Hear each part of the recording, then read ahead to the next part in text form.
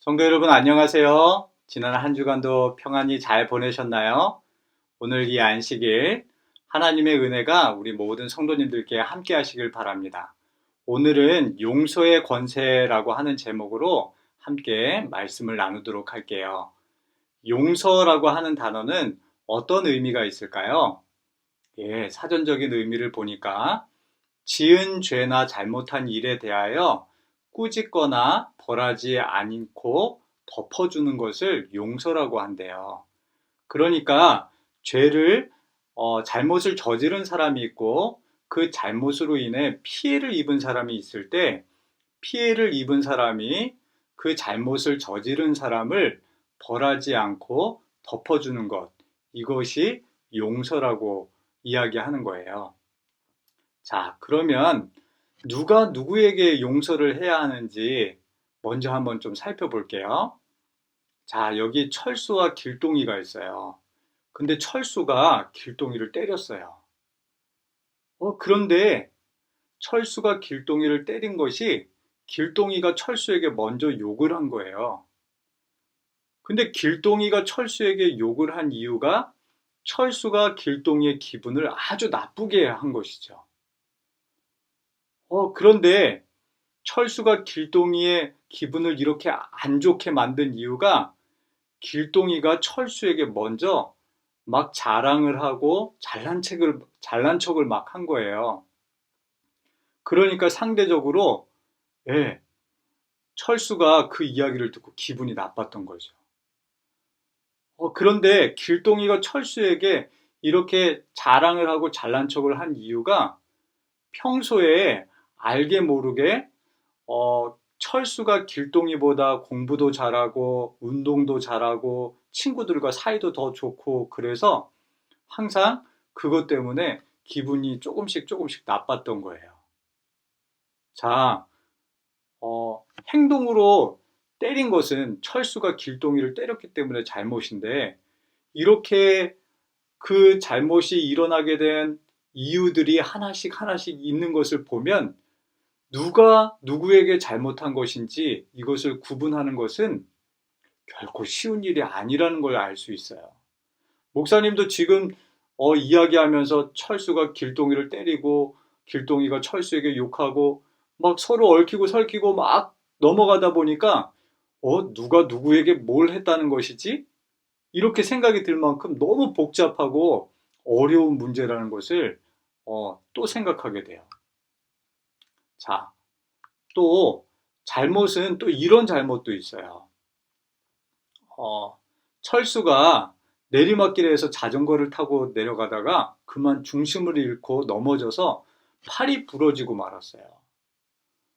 그러면 철수가 잘못해서 철수의 팔이 부러졌죠? 이 책임을 누가 져야 될까요? 철수가 져야 될까요? 아니면 중심을 잃게 만든 그 잘못된 도로가 책임을 져야 될까요? 그렇게 도로를 만들어 놓은 사람들이 책임을 져야 되는 걸까요? 어, 참 어려운 일이 아닐 수 없어요. 이렇게 철수가 자전거를 타다가 넘어진 이 사건만 봐도 이 책임을 누구에게 지워야 할지 참 어려운 문제예요. 중국에 우융링이라고 하는 청년이 있었어요. 이 청년은 아주 겁도 없고 또 무서워하는 것이 없어서 항상 높은 곳에서 사진을 찍곤 했는데 그는 62층 높이의 높은 빌딩에 올라가서 사진을 찍다가 그만 추락해서 죽고 말았어요. 와, 자기의 생명을 잃어버린 것이죠. 누구에게 책임이 있을까요? 우융링에게 책임이 있을까요? 그러면 우융링이 이 일에 대해서 책임을 질 수 있을까요? 그는 이미 죽고 이 세상에 없잖아요. 예, 책임을 지을 수가 없는 것이죠. 담배를 좋아하는 아저씨가 있었어요. 근데 이 아저씨가 어렸을 때부터 평생 동안 담배를 피웠어요. 그러면 담배를 피우는 것은 좋은 일이 아니죠. 그 담배 연기도 막 코를 막게 되고 주변 사람들에게 피해를 입혀요. 근데 평생 동안 이렇게 한 거예요. 이것에 대한 책임은 어떻게 지을 수 있을까요? 그 담배 연기를 맡았던 사람들에게 일일이 다 찾아가서 내가 그때 미안했노라, 그것에 대해 보상을 하겠다고 이렇게 할 수 있을까요? 없지요. 그리고 만약에 이 담배 때문에 본인도 암에 걸리거나 그것 때문에 죽게 된다면 그것에 대해 책임을 지을 수 있을까요? 책임을 지기가 굉장히 어려워요. 자, 마지막 경우 한번 생각해 볼게요. 철수가 막 뛰어가고 있었어요. 학원에 늦어서 뛰어갔는지, 약속 시간에 늦어서 뛰어갔는지, 막 길을 뛰어가다가, 이 길을 건너가고 있었는데, 그만 자동차가 나와서 철수와 부딪힌 거예요. 철수가 다치게 됐어요. 누구의 잘못일까요? 만약에 횡단보도에 빨간불인데 그것을 무시하고 철수가 건너갔다면 철수에게도 잘못이 있겠죠. 그러나 이 철수를 발견하지 못하고 와서 그 차로 친 운전기사 아저씨에게도 잘못이 있어요. 자, 그런데 이 차를 운전한 사람이 만약에 그냥 철수를 치고 다치게 한 정도가 아니라 철수가 이 사고로 만약에 죽었다고 하면 이 운전을 했던 사람은 철수에게 사과를 할 수 있을까요? 철수는 이미 죽었기 때문에 사과를 할 수 없죠.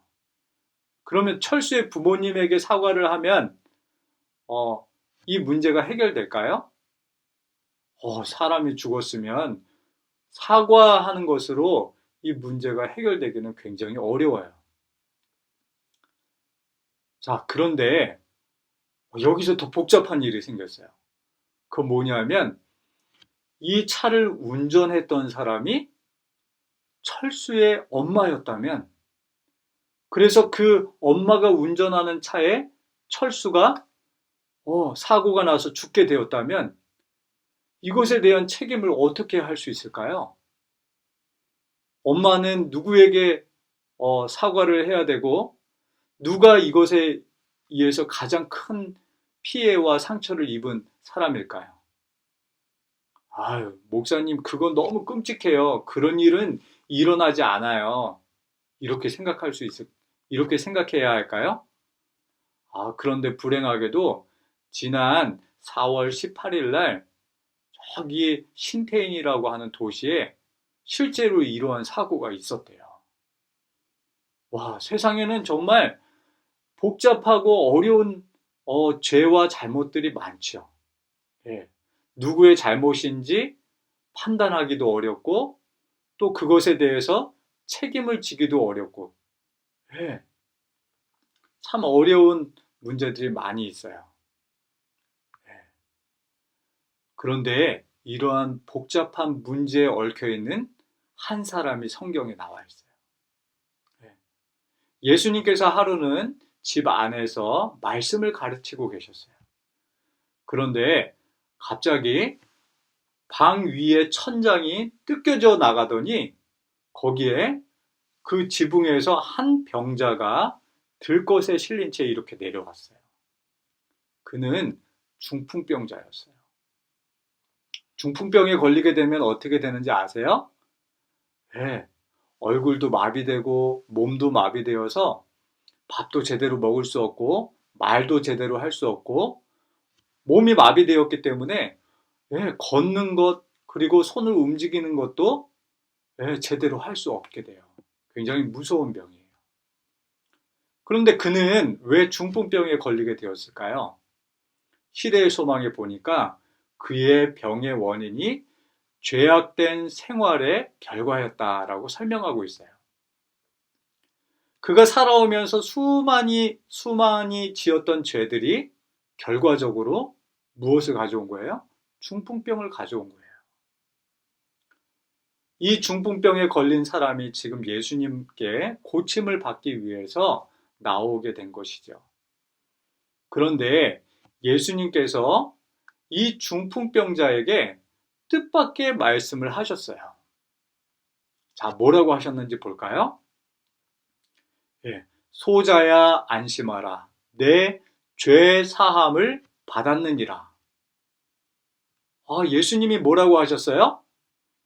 예, 너의 모든 잘못을 용서해 준다라고 말씀하신 거예요. 아니, 이 중풍병자가 평생을 살아오면서 지었던 그 수많은 죄들, 그것을 어떻게 예수님이 용서하실 수 있을까요?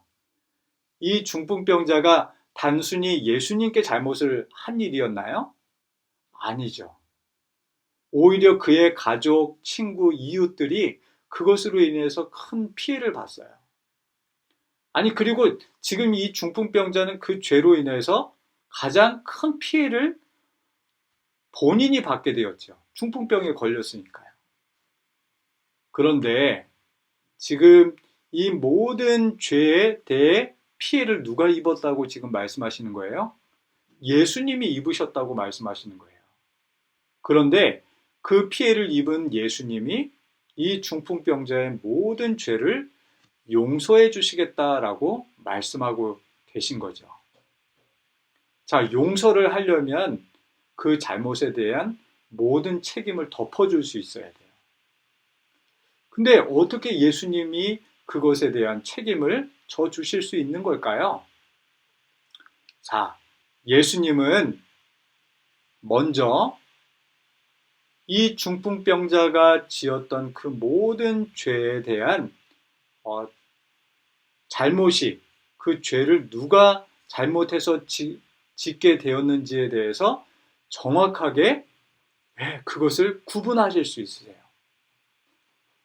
그리고 그 죄를 처음 시작한 그 원인을 제공한 자에게 그 원인을 제공한 자를 심판하실 수 있는 분이 바로 예수님이세요.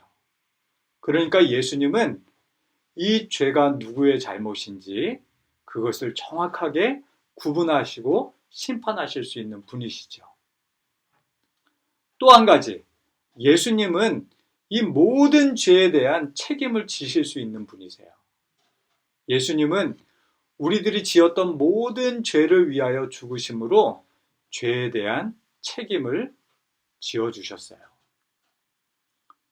자, 철수가 길동이에게 자전거를 빌려서 탔어요. 그런데 그만 넘어져서 자전거 바퀴가 휘어지고 더 이상 탈 수 없게 돼버렸어요. 길동이는 철수에게 야, 너 내 자전거를 망가뜨렸으니까 물어내! 라고 막 화를 내었는데 철수는 길동이에게 자전거를 고쳐줄 만한 능력이 전혀 없었어요. 그때 우연히 우리나라에서 가장 부자인 회장님이 지나가시다가 그 광경을 보게 되셨어요. 그리고는 내가 이 두 아이에게 자전거를 선물해 줘야겠다. 그래서 철수와 길동이에게 똑같이 아주 좋은 자전거를 선물해 주셨어요. 그 자전거는 길동이가 가지고 있던 원래 그 고물 자전거와는 비교도 안 되는 어마어마하게 좋은 자전거였어요. 단, 이 선물의 조건은 길동이가 철수를 용서해주고 고물 자전거를 물어내라고 하지 않는 조건이 있었어요. 자, 여러분 생각에는 길동이가 철수를 용서했을 것 같나요? 아니면 그 선물을 안 받고 철수에게 고물 자전거를 오히려 고쳐내라고 물어내라고 했을 것 같나요? 여러분이 만약 길동이라면 어떻게 하시겠어요? 목사님이 만약 길동이라면 당장 철수를 용서해주고 회장님이 주신 그 자전거의 선물을 기쁘게 받았을 것 같아요. 자, 이제 예수님께서 어떻게 중풍병자를 용서해 주실 수 있는지 한번 정리해 볼게요. 중풍병자가 저지른 잘못은 무엇이었죠? 자신의 인생을 망가뜨리고 주변의 가족, 친구, 이웃들에게도 피해를 입히고 그들의 인생도 망가뜨리는 그런 일을 했죠. 그리고 중풍병자에는 이것을 회복시킬 능력도 전혀 없었어요. 당연히 보상도 할 수 없었고요. 그러나 예수님은 이 모든 것을 충분히 보상해 주실 수 있는 선물을 가지고 계세요. 그게 바로 생명이에요. 영원한 생명. 이 세상에서 한번 살다가 죽는 것으로 끝날 수밖에 없는 우리들에게 예수님은 또다시 살 수 있는 기회를 주시는 것이죠. 또다시 살지만 이제는 죽지 않고 영원히 살 수 있는 생명을 우리에게 주실 수 있는 분이 바로 예수님이세요.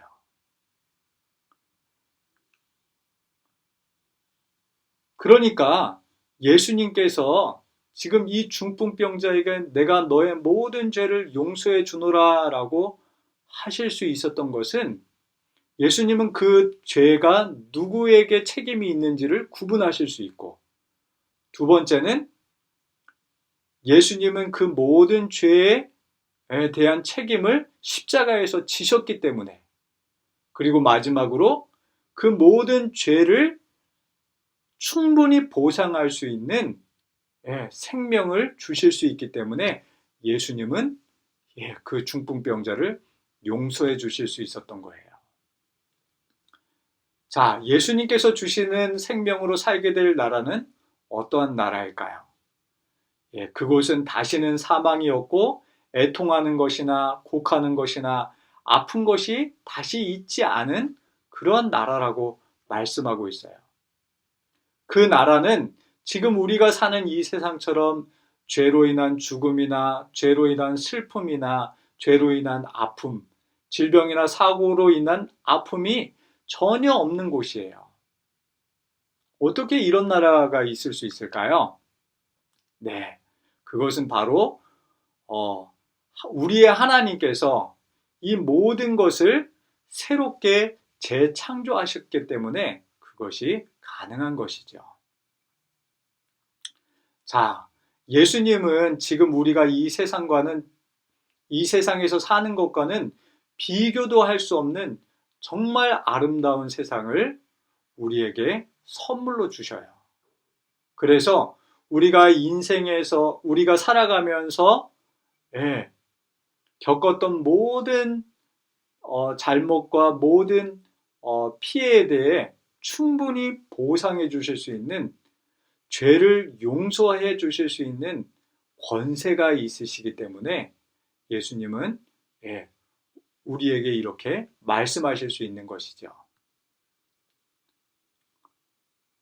자, 그래서 지금 사람들이 보는 앞에서 예수님이 중풍병자에게 내 죄가 모두 용서받았다라고 말씀하셨을 때 그것에 대해서 의심하는 사람들이 있었어요.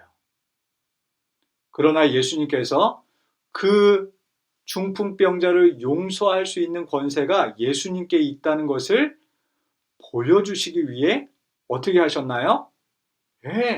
그 중풍병자를 고쳐주셨어요. 고쳐주셨을 뿐만 아니라 새로운 삶을 시작할 수 있도록 길을 열어주셨죠. 그리고 무엇보다 이 중풍병자가 다시는 죄를 짓지 않을 수 있는 새 마음도 주셨다고 하는 거예요.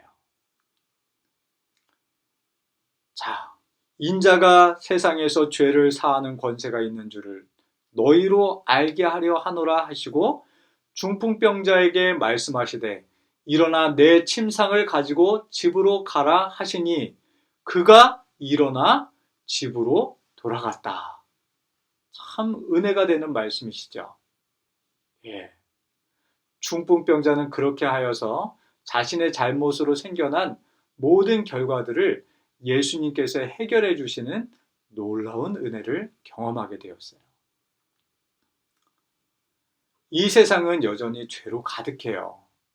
죄가 가득하다는 말은 그 죄로 인하여 서로 복잡하게 얽히고 설켜 있다는 의미가 담겨져 있어요. 누구의 잘못인지 구분하기도 어렵고 누가 책임져야 할지 그것도 참 어려운 문제예요. 한 번은 예수님과 제자들이 길을 가다가 태어나면서부터 앞을 볼 수 없는 소경을 만나게 됐어요. 그때 제자들이 예수님께 이렇게 질문했어요. 라삐여, 이 사람이 소경으로 난 것이 네 죄로 인함이오니이까 자기오니이까 그 부모니이까. 제자들은 지금 이 죄에 대한 책임이 누구에게 있는지 그것을 예수님께 물어봤어요. 누가 잘못해서 이 사람이 소경이 됐는지를 물어보고 있는 것이죠. 근데 예수님은 누구의 잘못 때문이다, 누가 책임져야 할 일이다 라고 대답하지 않으셨어요. 오히려 이렇게 말씀하셨어요. 이 사람이나 그 부모가 죄를 범한 것이 아니라 그에게서 하나님의 하시는 일을 나타내고자 하심이니라.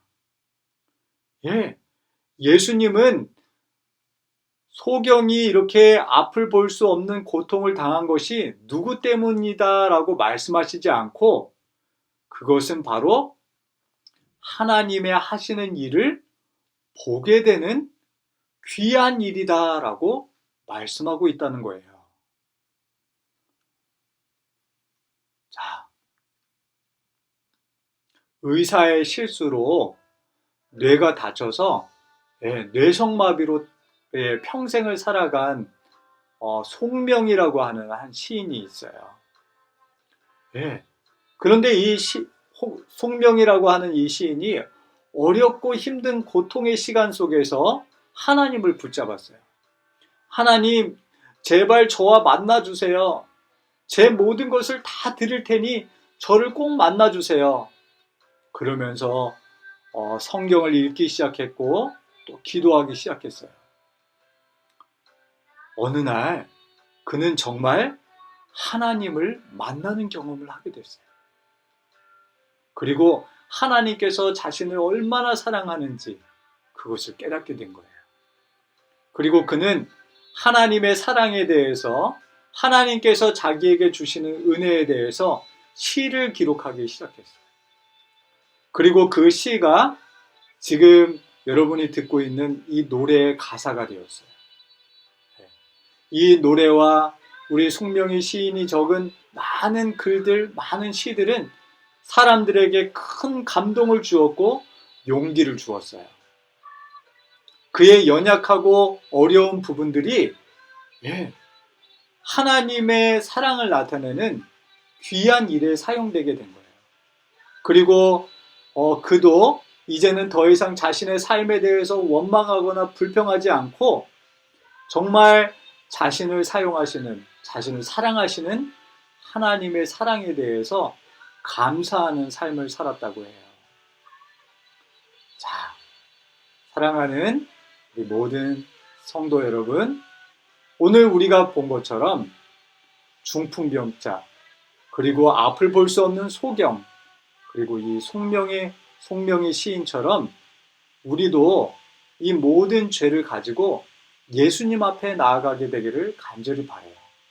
그리고 그 모든 것을 해결해 주실 수 있는 예수님을 우리의 개인의 구원자로, 그 예수님을 우리의 주님으로 모시는 우리 모두가 되기를 간절히 바라며 말씀을 마치겠습니다.